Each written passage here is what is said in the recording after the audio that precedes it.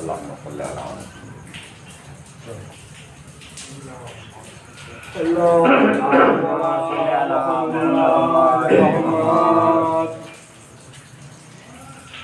أعوذ بالله السميع العليم من الشيطان اللعين الرجيم بسم الله الرحمن الرحيم الحمد لله الذي هدانا لهذا وما كنا لنهتدي لولا أن هدانا الله لقد جاءت رسول ربنا بالحق والصلاة والسلام على من اختاره من شجرة الأنبياء ومسقات الضياء ومنهاج البادي وكتاب الهادي ومولده بالمكة وهجرته بالطيبة على بها ذكره بحجة الكافية وموعظة الشافية أرسله بالدين المشهور والعلم الماسور والنور الساطع والضياء اللامع سيدنا الممجد بشيرنا المؤيد أبي القاسم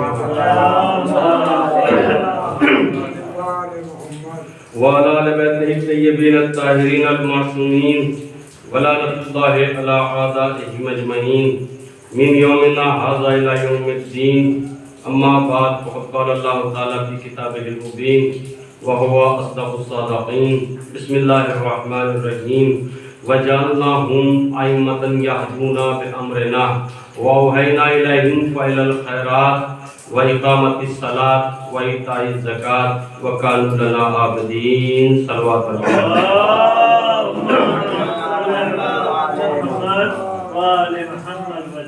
آپ حضرات سے گزارش ہے کہ ایک مرتبہ سورہ الحمد اور 3 مرتبہ سورہ کل پڑھ کر شہدائے کربلا اور اسیران کربلا کی عطیہ فرما دیجیے.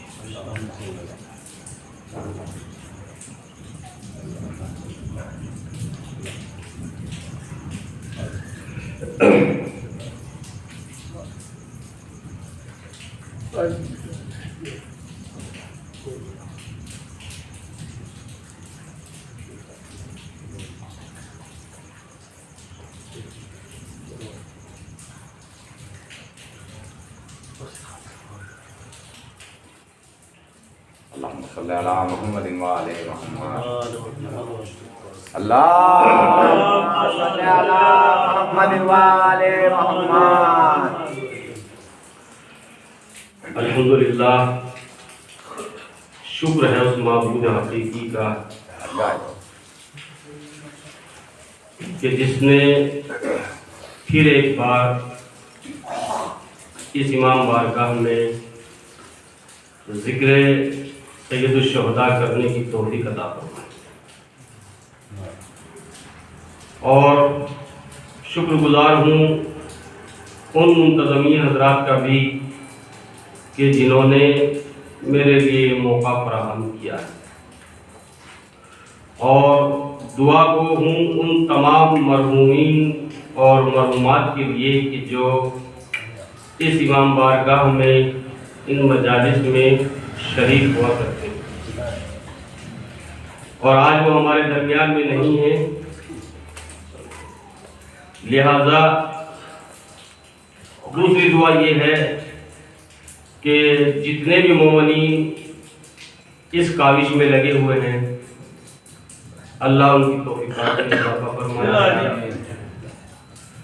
موسم ظاہراً خراب تو نہیں کہہ سکتا چونکہ معبود حقیقی کی مرضی اور وہ جس حال میں بھی چاہے اس حال میں رہنا ہوگا. بہت لمبی چوڑی گفتگو بھی نہیں کرنا چاہتا، بس یہ کہ ذکر ہو جائے اور ایسا بھی نہ ہو کہ ذکر سے یہ وقت جو ہے خالی چلا جائے. بہرحال چند ایک گزارشات اور معروضات ایک ادنا طالب علم ہونے کی حیثیت سے آپ کے طیب و طاہر بلند و بالا حافظ تک پہنچانے کی سعادت حاصل کروں گا. عنوان کلام کے طور پر قرآن مجید، فرقان حمید، اللہ کی کتاب، قیامت تک باقی رہنے والی کتاب سورہ انبیاء 21واں سورہ اور اس کی 73ویں آیت آپ حضرات کے سامنے تلاوت کرنے کا شرف حاصل کیا، جس میں کائنات کا پروردگار تمام عالم انسانیت کو متوجہ کرتے ہوئے ایک مرکزی خیال کی طرف توجہ دلانے کے بعد کھلے ہوئے لفظوں میں تمام انسانی برادری کو متوجہ کرتے ہوئے ارشاد فرماتا ہے کہ وَجَعَلْنَاهُمْ أَئِمَّةً يَهْدُونَ بِأَمْرِنَا، ہم نے اس کائنات کا پیشوا، اس کائنات کا امام، اس کائنات کا ہادی، اس کائنات کا رہبر ایسی ہستیوں کو بنایا یہدون بامرنا، جو ہمارے ہی امر سے ہدایت کرتے ہیں، جو ہمارے ہی امر سے ہدایت کرتے ہیں۔ اور کہا کہ وَأَوْحَيْنَا إِلَيْهِمْ فَعِلَ الْخَيْرَاتِ، اور ہم نے ان کے ماضی پر پہلے ہی سے تمام اچھے کام کرنے کی وحی نازل کر دی، اور وہ اچھے کام کیا ہیں؟ وَإِقَامَتِ الصَّلَاةِ، یہ نماز کو زندگی دیں گے، یہ نماز کو زندگی دیں گے، وَإِيتَاءِ الزَّكَاةِ، اور زکوٰۃ کو ادا کریں گے، وَكَانُوا لَنَا عَابِدِينَ، اور ان کی شان اور پہچان یہ ہے کہ انہوں نے کبھی غیر اللہ کے سامنے اپنی جبین نیاز کو کم نہیں کیا۔ اور کیا آپ نے دیکھیں چند ایک باتیں ہیں اور معروضات ہیں جو آپ کے اذہان عالیہ تک پہنچانا چاہتا ہوں، وہ یہ کہ جو کائنات کا امام ہوگا وہ من جانب اللہ ہوگا، اللہ کی طرف سے ہوگا، اور اللہ کے حکم سے ہی یہ تمام چیزیں انجام دے گی۔ اور قرآن مجید کے اندر ارشاد ہوتا ہے قد جاءکم من اللہ نور و کتاب مبین، اللہ کی طرف سے، اللہ کی بارگاہ سے، اللہ کی جانب سے، اللہ کی سرکار سے دو چیزیں تمہاری ہدایت کے لیے آئی۔ کون کون؟ ایک تو نور آیا، ایک کتاب مبین۔ دیکھیے آج کل ہر ایک یہی نعرے لگاتا ہے، یہی کہتا ہے یہ کتاب اللہ کی کتاب، یہ من جانب اللہ، یہ رسول کے سینے پہ نازل ہوئی، اسے جبرائیل لے کر آیا، ہدایت کی کتاب ہے نا، اسے جبرائیل لے کر آیا، رسول کے سینے پر یہ کتاب اتری، ہمارے پیغمبر کے سینے پہ کتاب اتری، ہمارے ہادی کے سینے پر کتاب اتری۔ لیکن توجہ کیجئے گا، آج تک کسی مسلمان نے پیغمبر کے سینے پہ کتاب کو اترتے نہیں دیکھا۔ دیکھیں ایک نور ہے، ایک کتاب ہے، جبرائیل کو آتے نہیں دیکھا، کتاب لاتے نہیں دیکھا، کتاب سناتے نہیں دیکھا، لیکن یہ نعرے لگا رہا ہے یہ اللہ کے گھر کا، یہ اللہ کے گھر کا، اور جسے 13 رجب کو رسول کے ہاتھوں میں لاتے بھی دیکھا اور قرآن سناتے بھی دیکھا۔ صلوات پڑھنے پر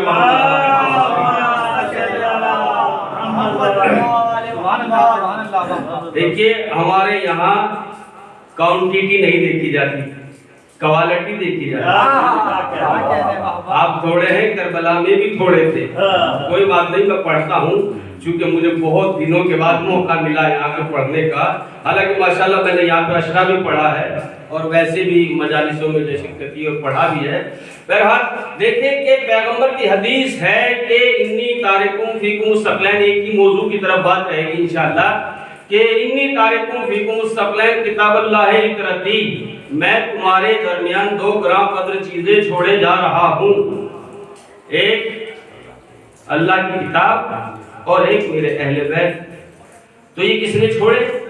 یہ پیغمبر اسلام نے چھوڑے، ساتھ لے کر آئے تھے نا، پیغمبر اسلام ان دونوں چیزوں کو ساتھ لے کر آئے تھے، قرآن کو سینے میں لے کر آئے تھے اور اہل بیت کو صلب میں لے کر آئے تھے۔ تو آئے کہاں سے تھے؟ کہا جنت سے آئے تھے، اللہ کے حضور سے آئے تھے، جنت سے پیغمبر آئے تھے، کیا لے کر آئے تھے؟ میں وہ بات نہیں کہہ رہا ہوں جو آپ کے اذہان میں آ رہی ہے، میں کچھ ہٹ کر کہنا چاہتا ہوں۔ پیغمبر اسلام جب جنت سے چلے تو قرآن کو لے کر چلے، اہل بیت کو ساتھ لے کر چلے، دونوں کو لے کر چلے، تاکہ یہ دنیا کا بے ضمیر انسان سمجھ لے کہ جب میں رسول ہو کر بغیر قرآن و اہل بیت کے جنت سے ادھر نہیں آ سکتا، تو تم بغیر قرآن و اہل بیت کے یہاں سے جنت تک کیسے جا سکتے ہو؟ صلوات پڑھنے پر محمد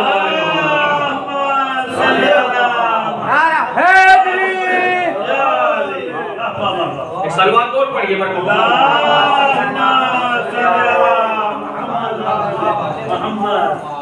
بتا دیا کہ بغیر قرآن و اہل بیت کے، کہ ہم جو قرآن مجید کی آیات کو پڑھتے ہیں اور آپ کو سناتے ہیں اور آپ ان کے اوپر سن کر جھوم جاتے ہیں، تو ذہن انسانی میں ایک سوال پیدا ہوتا ہے کہ یہ قرآن ہے کیا، یہ کتاب کس کی ہے، اسے لے کر کون آیا، کس کے سینے پر یہ نازل ہوئی۔ آپ حضرات میں دونوں ادھر آ جائیں تو مجھے بار بار کر دیکھنے کی ضرورت نہ پڑے، سلوات پڑھیں اللہ سلوات اور پڑھ دیجیے۔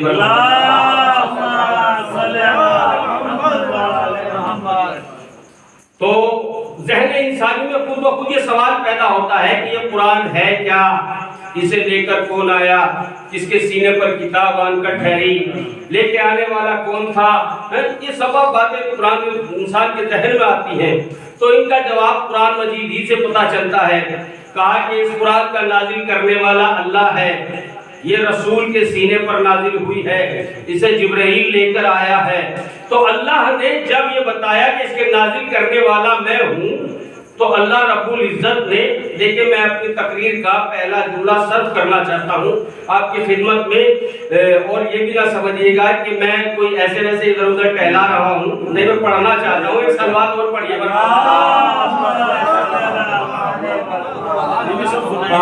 ہاں، انہیں کی بارگاہ میں پیش کرنا ہے۔ تو بہرحال اللہ نے جب اپنا تعارف کرایا تو قرآن مجید کے سورہ انفطار میں کہا کہ یا ایھا الانسانو ما غرک بربک الکریم، اے انسان تجھے کس چیز نے اپنے رب کریم کی طرف سے دھوکے میں رکھا۔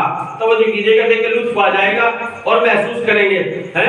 جب اللہ نے اپنا تعارف کرایا تو کیسے کرایا کہ یا ایھا الانسان ما غرک بربک الکریم، اے انسان تجھے کس چیز نے اپنے رب کریم کی طرف سے دھوکے میں رکھا۔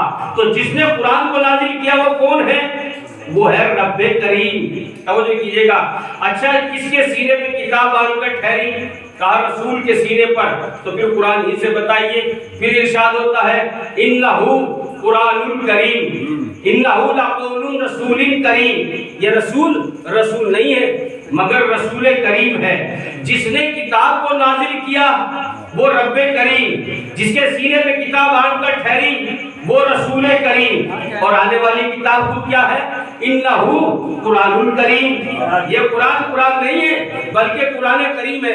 دیکھیں اللہ نے اس کتاب کو نازل کیا وہ رب کریم، توجہ کیجئے گا، وہ رب کریم جس کے سینے پہ کتاب آن کر ٹھہری وہ رسول کریم، خود آنے والی کتاب قرآن کریم۔ تو بھیا کریموں کا سلسلہ ہے۔ اب رسول 23 برس تبلیغ کر کے اس کائنات سے چلے جائیں گے اور قرآن رہے گا قیامت تک باقی، قرآن قیامت تک باقی رہے گا۔ تو بعد رسول اس قرآن کا وارث کوئی کریم ہی ہوگا، کوئی کریم ہی ہوگا۔ اچھا، جو بعد رسول اس قرآن کا وارث کریم ہوگا، بس اسے تلاش کرانا ہے اور آپ کی عبادت کو تمام کرنا ہے۔ کیا کہا؟ جو بعد رسول اس قرآن کا وارث کریم ہوگا اسے تلاش کرنا ہے۔ کون ہے وہ؟ دیکھیں اللہ نے اپنے آپ کو کریم کا مالک حقیقی ہے، چاہے جو لقب اپنا رکھے، جو القاب رکھے، جس نام سے اپنے آپ کو کروائے، وہ اللہ رب العزت کچھ ہی چاہے کروا سکتا ہے۔ اور رسول تو ہے ہی، اس کا حبیب ہے، اس کا اسے بھی کریم کہا، اور کتاب بھی اسی کی ہے، اسے بھی کریم کہا۔ تو جو بعد رسول اس قرآن کا وارث کریم ہوگا اسے اللہ نے کریم نہیں کہا، اسے رسول نے کریم نہیں کہا، اسے قرآن نے کریم نہیں کہا، بلکہ خون کے پیاسوں نے، جان کے دشمن نے کریم کہا۔ کہا کہ وہ جنگ خندق جس وقت مولائے کائنات نے عبد الوہاب کو قتل کیا ہے تو بہن چلی گھر سے اور یہ کہتی ہو چلی بھائی میں تیرے غم میں روؤں گی ماتم میں سب بچھاؤں گی، لیکن جیسے ہی اپنے بھائی کو دو حصوں میں تقسیم دیکھا تو کہتی اب نہیں روؤں گی، اس لیے کہ تجھے قتل کرنے والا کوئی عام آدمی نہیں ہے بلکہ وہ تو کفر کریم ہے۔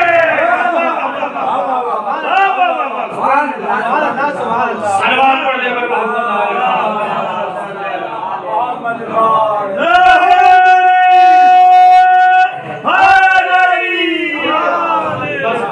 دو چار منٹ اور لے لیجیے، کریم تلاش کرنا ہے، چونکہ زیادہ لمبی گفتگو نہیں کرنی ہے۔ تو کریم کیا چلی یہ کہہ کے گھر سے، عمر ابن عبدالوہاب کی بہن گھر سے کہہ کر چلی کہ میرے بھائی جس نے تجھے قتل کیا ہے اس سے میں بدلہ لوں گی، لیکن جیسے ہی میدان خندق میں آئی تو آنے کے بعد میں اپنے بھائی کو دو حصوں میں تقسیم دے کر کہتی اب نہیں لڑوں گی۔ کیوں نہیں لڑے گی؟ کہا کہ تجھے قتل کرنے والا کوئی عام انسان نہیں ہے بلکہ وہ تو کفر کریم ہے۔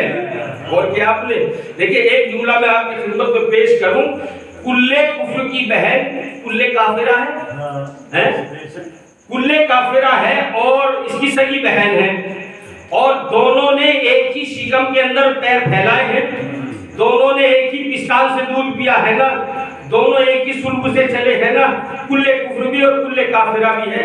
لیکن جیسے ہی کلے کفر کی بہن نے دیکھا کہ میرے بھائی کو علی نے قتل کیا کہ نہ اب لڑوں گی نہ روؤں گی، کہا کیوں؟ کہا اس لیے کہ علی نے قتل کیا ہے۔ توجہ نہیں کی آپ نے، کلے کفر کی بہن نے ایک بات بتا دی، جسے علی قتل کر دے اس پہ تو رونا بھی جائز نہیں ہے۔ سلوات پڑھے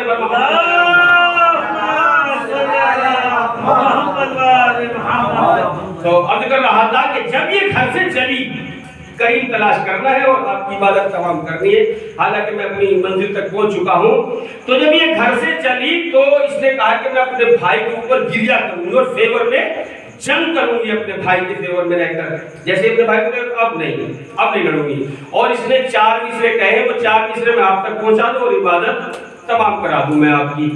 تو اس نے 4 مصرے کہے، کیا کہتی ہے عربی کے 4 اشعار تھے، وہ میں ان کا ترجمہ کر کے آپ کی خدمت میں پیش کر دوں گا، آپ سماعت فرما لیجئے۔ دیکھیے جب یہ گھر سے چلی کلے کفر کی بہن اور میدان خندق میں اور تمام خواتین کو اپنے ساتھ میں لے کر آئی، تو جیسے اپنے بھائی کو 2 حصوں میں تقسیم دیکھا تو اب کہتی ہے لو انا قاتلوں کا غیر قاتل ہی، اے عمر اگر تیرا قاتل اس قاتل کے علاوہ کوئی غیر ہوتا، پہلا مصرع ہو گیا، لو کانا قاتلوں کا غیر قاتل ہی، اگر تیرا قاتل اس قاتل کے علاوہ کوئی غیر ہوتا، لا ابقینا علیکا الی آخر الابد، تو روتی تجھ پر قیامت تک روتی۔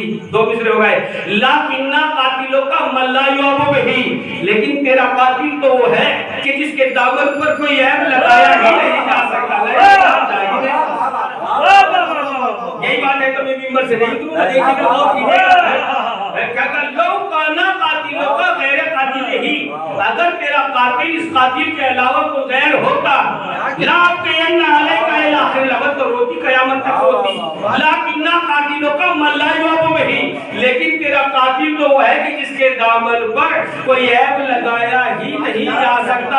اور جب 4تھا مصرع کہا ہے، خدا کی قسم قیامت برپا کر دی، کیا کہتی ہے؟ اکیلا علی ہی بے عیب نہیں ہے، اکیلا علی ہی بے عیب نہیں ہے، بلکہ کہتی وہ کانا ابو ہو یودا بے بیزت البلدیہ، اس کا تو باپ بھی بے عیب ہے۔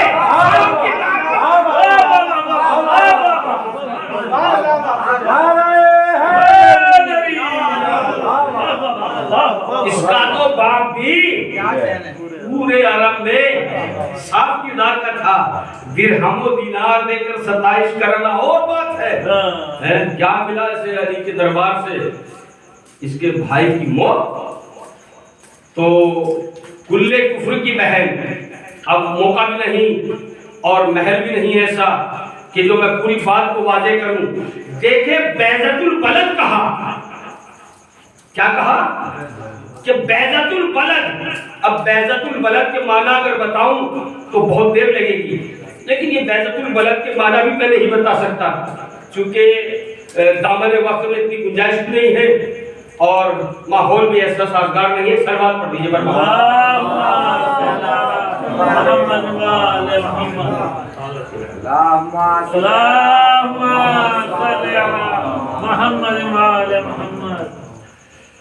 آپ کی اجازت سے. آپ نے مجھے باقاعدہ انگلی پکڑ کر چلنا سکھایا اور مجھے شعور بخشا. یہ کہیے گا کہ بس میں اپنے بزرگوں کے سامنے اگر کوئی مسٹیک ہو جائے تو ظاہراً بزرگوں کے سامنے زبان لڑکھڑا جاتی ہے. ایک سلوات پڑھ دیجیے.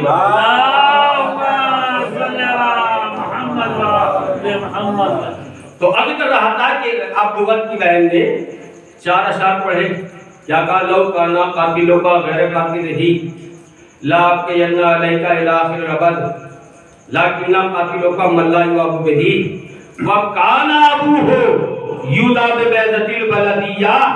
اس کا تو باپ بھی پورے عرب میں صاف کردار کا تھا.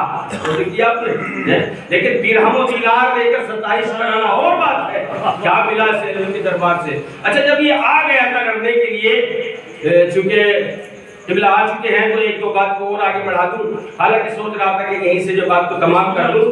تو جب یہ لڑنے کے لیے میدان میں آیا، اچھا ایک سوال اور ہے اور میں بزرگوں کو چھوڑ کر جوانوں سے سوال کرنا چاہتا ہوں، وہ یہ کہ لڑنے کے لیے کل کفر میدان میں آیا اور جب آیا وہ خندق کو پار کر کے آیا. کیسے کیسے وہ سب چیزیں میں نہیں پڑھنا چاہتا. یہ خندق کو پار کر کے ادھر آ گیا. پیغمبر اسلام نے کہا کہ کل کفر کے مقابلے میں کون جائے گا؟ کون ہے کہ جو آج کل کفر کے مقابلے میں جائے؟ میں نے ہاتھوں کو جوڑ کر پیغمبر اسلام کی خدمت میں عرض کیا، یا رسول اللہ آپ نے اسے کل کفر کیوں کہا؟ توجہ کیجیے گا، دیکھیے آخری بات ہو جائے شاید یہ، اسے کل کفر کیوں کہا؟ تو آپ کہیں گے کہ علی کے مقابلے میں لڑنے کے لیے آیا. علی کے مقابلے میں لڑنے کے لیے تو اس سے پہلے بھی اور بعد میں بھی بہت آئے. مرحب آیا، انتر آیا، عتبہ آیا، عتیبہ آیا، شیبہ آیا، مروان آیا، وائل اللہ جانے کتنے لڑنے کے لیے آئے. کسی کو پیغمبر اسلام نے کل کفر نہیں کہا، تو پھر اسے کل کفر کیوں کہا؟ کہا بھائی میں آپ کا بھی امتحان لینا چاہوں گا. کہا کہ تم نے دیکھا نہیں، توجہ نہیں کی، تم نے غور نہیں کیا. کیا کہا؟ اسے تمام کافروں نے چننے کے بعد الیکشن کر کے، چناؤ کر کے، بھائی نہیں خدا کی قسم جاگے، چناؤ کر کے الیکشن کر کے علی کے مقابلے میں بھیجا. رسول اللہ نے ایک پہچان بتا دی، ارے جو بھی چن کر علی کے مقابلے میں لایا جائے گا، جو بھی چن کر سلوات پڑھ لیجیے.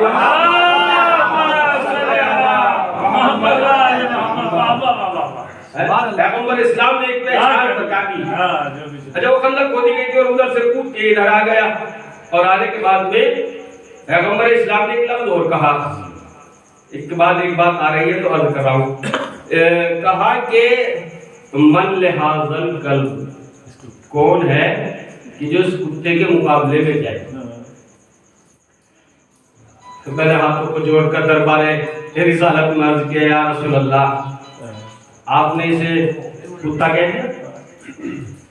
آپ تو اخلاق کے لیے مبعوث ہوئے، یہ کام ہمارے اوپر چھوڑ دیجئے، ہم اسے اس سے بھی برا بنا دیں گے.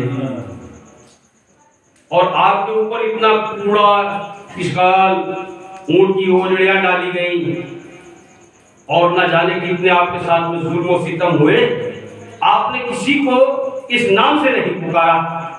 آخر آپ نے اسی کو کیوں کہا؟ بس آخری بات ہے، اسی کو کل کفر کیوں کہا یا اس نے کتا کیوں کہا اسے؟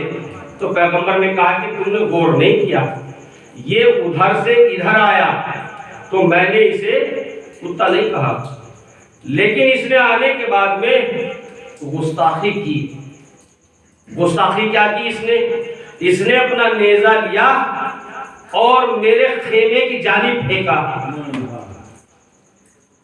پیغمبر نے ایک اور پہچان بتا دی. جو بھی در اہل بیت پر آ کر گستاخی کرے، اب دیکھ لیجیے آپ جا کر اٹھا کر دیکھ لیجیے، جو بھی در اہل بیت پر آ کر چلائے اسے دیکھ لیجیے آپ جا کر۔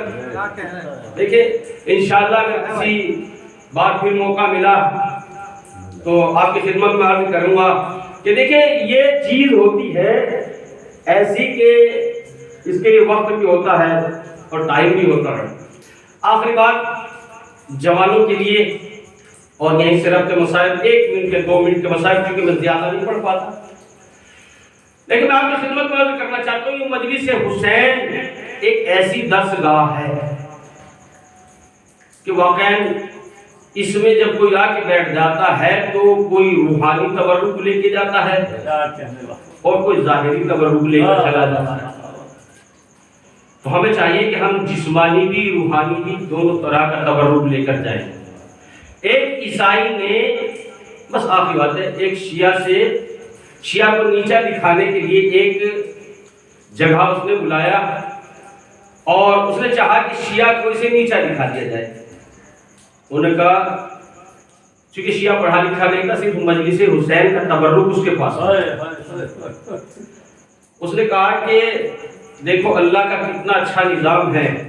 کہا کیا نظام ہے؟ کہا کہ تمہارا ہادی بھی غائب ہے اور ہمارا ہادی بھی غائب ہے۔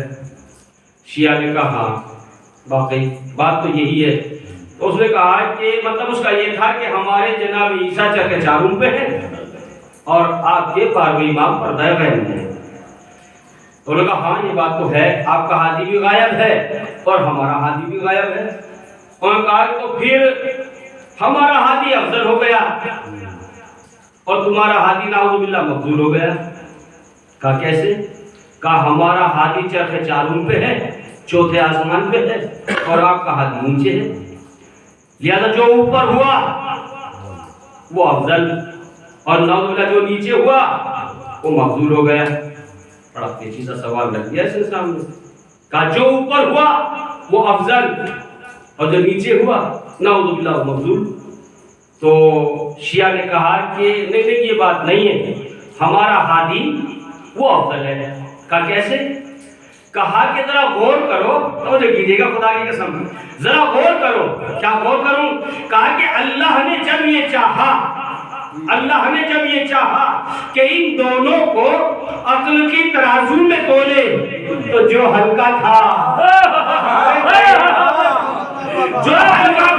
وہ اوپر چلا گیا، جو بھاری تھا وہ نیچے رہ گیا۔ صلوات علی محمد۔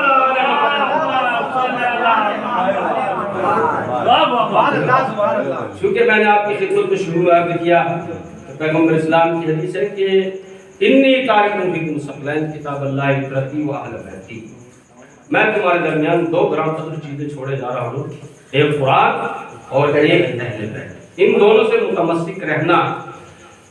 لن تضلوا بعدی، تو تم میرے بعد کبھی گمراہ نہیں ہو سکتے، حتی یرد علی الحوض، یہاں تک کہ حوض کوثر پر مجھ سے ملاقات کرو۔ لیکن ایک چیز اور ہے، اگر اہل بیت اور قرآن دونوں کا دامن ہمارے ہاتھ میں ہو، واقعی کبھی کوئی بھی گمراہ نہیں ہو سکتا۔ لیکن ہمارے ہاتھ میں کیا ہے؟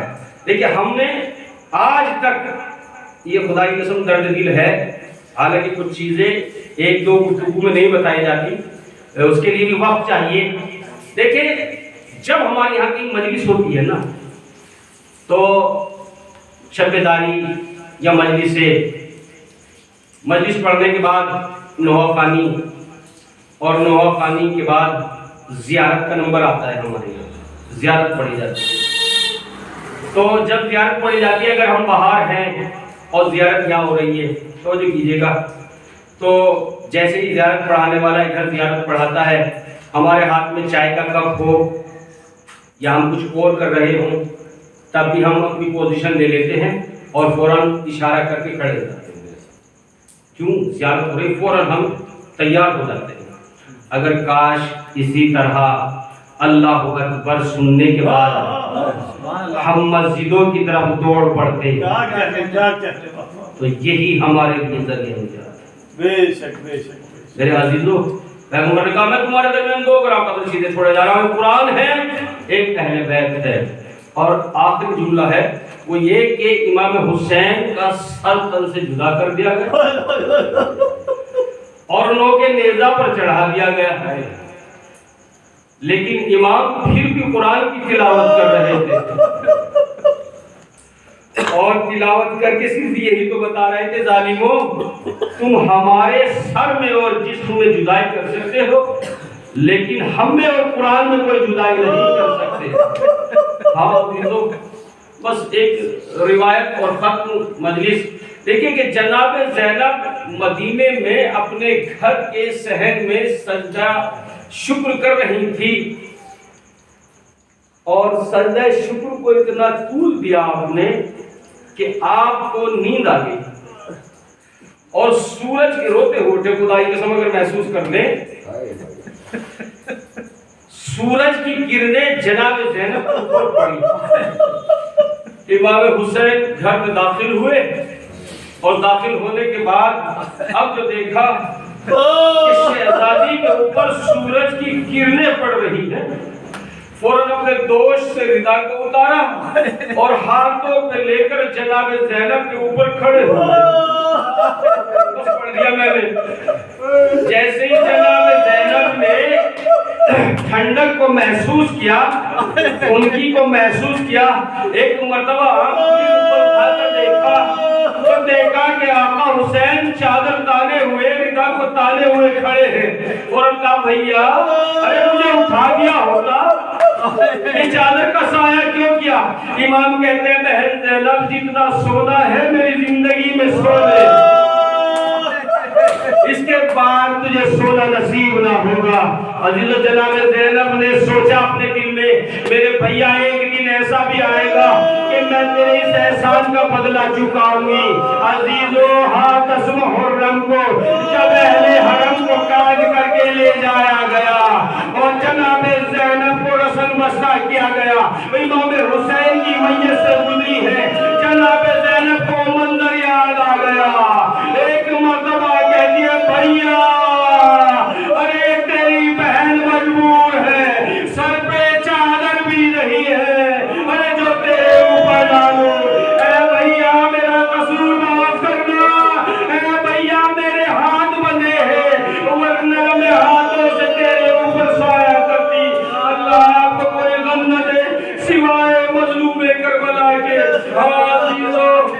اہل حرم کو قید کر لے جایا گیا۔ بس آخری لمحہ سن لیجیے عزیزو، اہل حرم کو قید کر کے لے جایا گیا اور جب یہ قافلہ کوفے میں پہنچا ہے تو زہرتین کی بیوی کہتی ہے اپنے غلام سے، اے زہرتین میں نے سنا ہے کہ تیرا آقا کربلا میں مارا گیا، جی بھی مارا گیا۔ کہا کہ اگر تو اپنے آقا کو کربلا جا کر کفن دے کر آ جائے تو میں تجھے آزاد کر دوں گی۔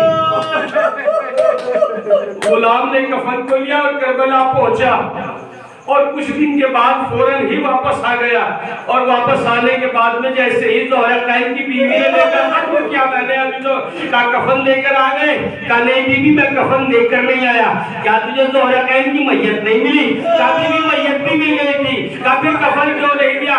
کہا بیوی مجھے شرم آ گئی۔ کہا کیا ہوا؟ کہا بیوی کفن ایک تھا، لاجے بہتر تھے، ارے کہیں عباس کا لاشا، کہیں اکبر کا لاشا، کہیں اعلی محمد کے لاشے، ارے کہیں غریب حسین کا لاشا۔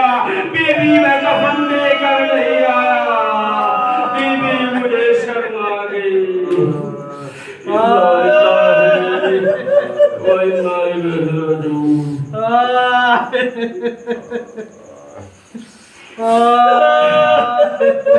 بسم اللہ الرحمن الرحیم۔